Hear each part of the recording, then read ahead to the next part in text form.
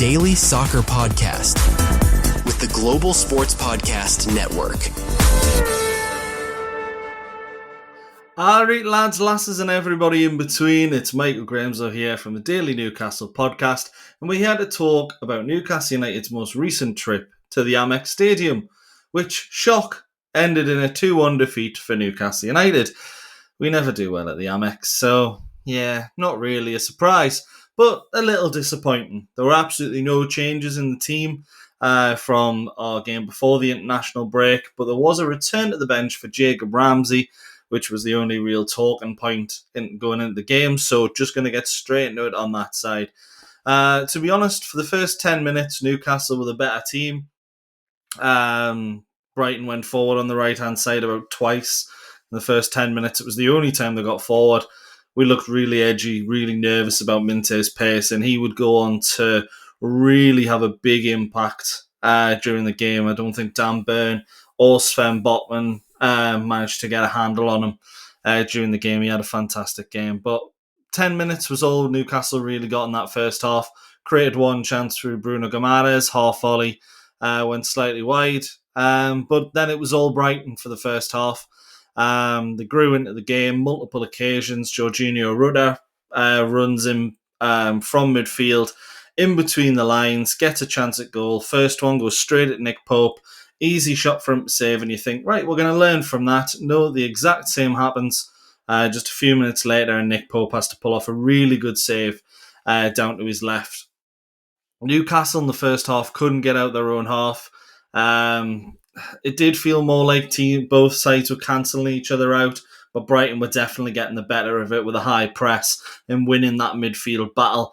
Neither team really did enough for the vast majority of the first half, but Brighton, they did take the lead through Danny Welbeck about 40 minutes in. But before that, they were forced into a change when Diogo Gomez came off for Maxime de Kuyper.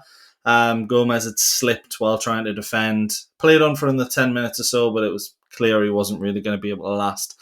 And then Brighton took the lead, but was coming, to be honest.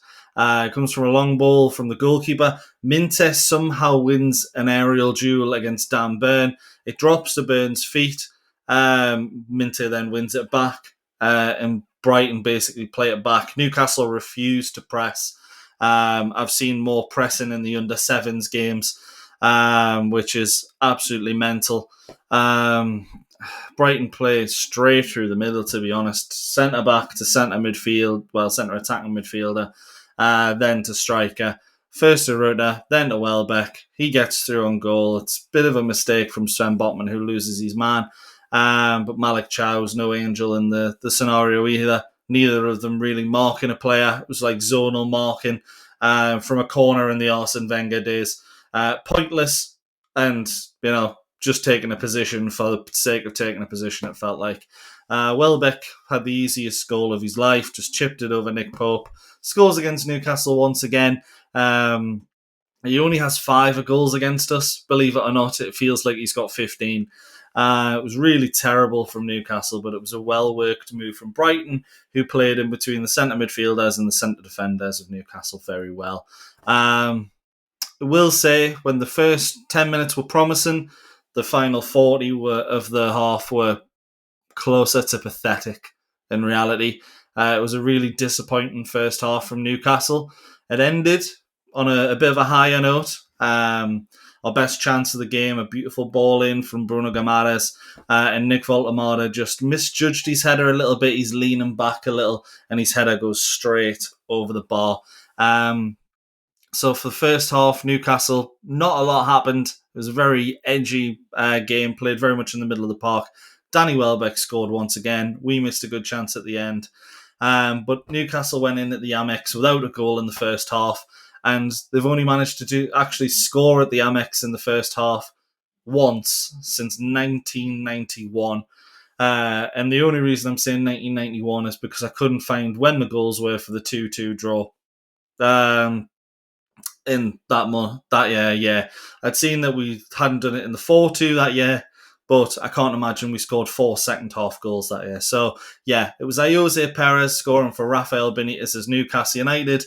And, well, Jose Perez, I'll mention him later as well. But 6 years later, it was another goalless first half for Newcastle. Consistency, but probably not the consistency you want. If there is consistency that you want, and reliability, should I say, it's got to be Bionic. Your body is unique. And Global Sports Podcast Network has partnered with Bionic, the world's most personalised supplements. Bionic provide 100% tailor-made supplements designed to deliver precisely what your body needs at exactly the right levels to optimise your health. No guessing. So click the link in the show notes. Use the code GSPN2025 for 40% off your first month's subscription. Bionic. Don't settle for off-the-shelf solutions made for just anybody. Get what's right for you right now. Excellent stuff. So you'll notice we took the advert a little bit earlier because everything seemed to happen in the second half. At half-time, we took off Joe Linton and Anthony Elanga for Lewis Miley and Jacob Murphy. And to be honest, it was probably for the best because Anthony Elanga played like a Swedish reserve, and he was treated like that by John Dahl Tomasson. If he was going to play like that, then it's probably deserved. And then Joe Linton kind of played like someone who had just played two meaningless friendly games in Asia, just because why not? But yeah, no excuses. Brighton have a plethora of players from South America who all had to do a similar tour. So no excuses, just something that's a little bit annoying. And I'm sure Brighton fans will agree with that as well. We did have a half chance at the start of the half, but it did very much start how it finished. Dan Burn fired in a cross from left back for Malik Chow, just a little bit late sliding in and couldn't really connect on the ball, but Brighton should have made it 2-0 long before they got their second.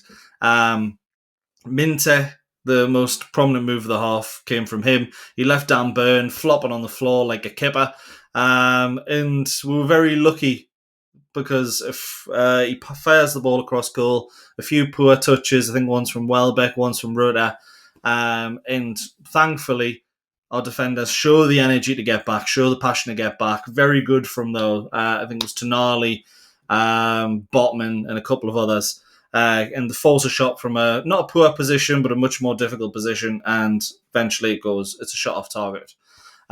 Pope then makes a strong save from the substitute Maxim de Kuyper a couple of minutes later, and I'll be honest, it felt like it was only going to go one way for about 10 minutes of the second half, and then don't really know what. Something just kind of changed. There was no real substitute in this time. There was no difference in mentality from either team. It just kind of looked like Brighton's press wasn't as vigorous as what it had been at the start of the second half, and Newcastle managed to get on the ball a little bit more, start using Bruno Guimaraes a bit better, and start using Lewis Miley in the centre of midfield. Actually, one thing before that, one thing that we saw so many times in this game was players just refusing to take a shot. And the one that sort of comes to my mind the most, I think it was before Newcastle really started getting back into the game, was Ayari, who got the ball in a good position to shoot. And it's unfortunately, I don't think you'll see the highlight, so I can only reference it to a goal I've seen today, and that's the Sunderland goal from Mukiele. It's a very similar sort of position, and Ayari just passes it to the side when he's got a great chance to shoot on goal. And unfortunately, our local, they're not rivals, our neighbours saw exactly what can happen when you just take a shot, risk it, which both sides were too scared to do today in our game. It was feeling like every Newcastle touch in the final third was a poor one, and Brighton was stronger, fitter and better. But then, as I mentioned, everything just kind of changed when Newcastle were able to get Bruno and Lewis Miley into the game a little bit more. It starts with Bruno firing a ball from the halfway line just over the top of the centre-backs for Jacob Murphy to run onto. It's a great run from Murphy, but his first touch is just a little bit lacking. Verbruggen comes out to try and close the distance. The ball's behind Jacob Murphy a bit. He just tries a delicate little flick over the goalkeeper, tries to lob him, and unfortunately he just gets it all wrong. But it was a very good chance for a better first touch, and that's 1-1. From then, Actually, first corner of the game was one that was quite interesting as well, because the ball comes in for Bruggen, completely misses it, and it just sums up our game in the first 60 minutes of there's literally no goalkeeper there. The ball comes in behind, and it is a difficult chance for Dan Burn. I am being a little bit harsh. You don't expect a goalkeeper to just miss the ball completely, but the ball just bounces off Dan Burn and goes into the hands of Verbruggen. So it's a shame, because if he gets a touch on that ball, even if he just puts his knee out, because I think it hits off the high, but it just bounces off it. If he has a second quicker to react, it's 1-1 again. Newcastle was starting to create all the chances, starting to turn the wheels, and we made 2 changes in the second half that I thought actually made us a bit stronger. When Anthony Gordon and Sandro Tonali came off for Harvey Barnes and Jacob Ramsey, making his first appearance back from injury, was great to see.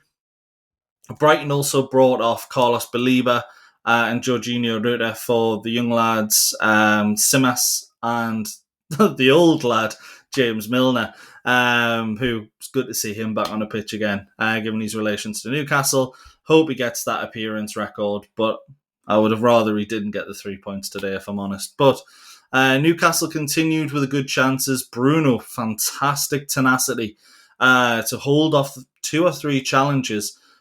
He's dragged to the floor in the box. He gets up and still manages to get a shot away, and he forces Verbruggen into an excellent save. And in the aftermath of the save, I think Dan Burn is there trying to get in. It hits off the arm of, I believe it's Ayari. And I'll be honest, I'm glad it wasn't a handball, even though we have seen them given so many times this season. And it's hard to say you're glad an effort wasn't a handball, because you've lost the game. But I've seen it a few times this season where that's been given, and if we're going to give that, the game's gone. I mean, we use that term a bit too much, but the game's gone. But I can still say it wouldn't have impacted the game too much, because like a minute later, it was big Nick Woltamade who levelled the game with an absolutely excellent finish. It's absolutely brilliant work from Lewis Miley and Bruno Guimaraes in the centre of the pitch. I think Murphy's involved in it as well. Those two play a 1-2, get it out to Murphy. Miley runs into the box from deep, a lot like what Sean Longstaff used to do when he was at his peak, or should I say peak form for us. He knocks it into Miley. Miley beautifully just cuts it across the box, and Woltamade flicks the ball like Jose Perez in his prime. The Tottenham one in particular stands out for me, but maybe even the Barnsley one.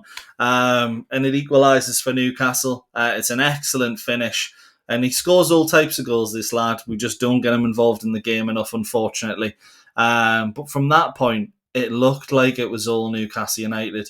We were the better team for the last, I think from the 60th minute, from the 60th minute to the 83rd minute, we were probably flawless. Fantastic during that period, but just terrible in the first half. And then we shut off for about 30 seconds after that. It's a great block. Ayari puts, in fact, just before the Brighton goal, we could have made it 2-0. Ayari, who I'm just about to mention for a pass as well, he basically puts in an incredible block to stop Bruno Guimaraes firing into an empty net from a throw-in. And then about a minute later, he plays a delightful through ball through to Weaver. Brilliant tackle from Dan Burn to stop Weaver from getting his his shot away, and then, wouldn't you know it, Danny Welbeck runs onto the ball. And if you don't laugh, you'll cry, because the least clinical player in football has turned into CR7 against Newcastle United once again. He runs onto the ball on the edge of the box and just nestles it into the corner like a veteran clinical striker. It was a brilliant goal from him. It's his last goal. It's his last action of the game, should I say. Newcastle level for just 8 minutes. Newcastle had to go for it. Osula came on for Bruno. I will say Bruno was probably best player for Newcastle in the second half. Jacob Murphy also changed the game for us. Those two had some excellent performances. Following that, we had some half chances. Sometimes where it was unlucky the ball didn't fall to us, but it finished 2-1 to Brighton. And for Newcastle, it is the third sucker punch defeat of the season. Barcelona felt like, we were just well beaten. They were the better side. But Arsenal, Liverpool, and now Brighton, you sort of feel like we were the better team just before the goals. But first half, we really weren't good enough. And I think the first half performances alone is enough to say that Newcastle didn't deserve anything from the game, because first half, we were absolutely terrible. Second, very good. We got back into it well. And we've ultimately lost because of that first half performance. But that's all from us here at the Daily Newcastle. Really short one today because we're going to have a full review of the game in tomorrow's episode. It's a difficult one to take. I'm not happy about it whatsoever. And I'm sure there's many, many people who aren't either. But it was a good second half performance, a bad first half performance. Doesn't really get any easier with Benfica on Tuesday, but get a solid win against Benfica, and I think people probably forget this game. It was really narrow. We don't really get anything against Brighton at the Amex. So is it really points dropped? Of course it is. But got to try and look at it with a good head. Anyways, we'll see you tomorrow.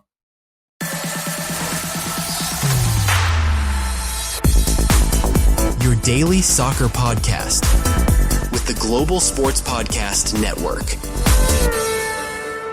I hate Danny Welbeck.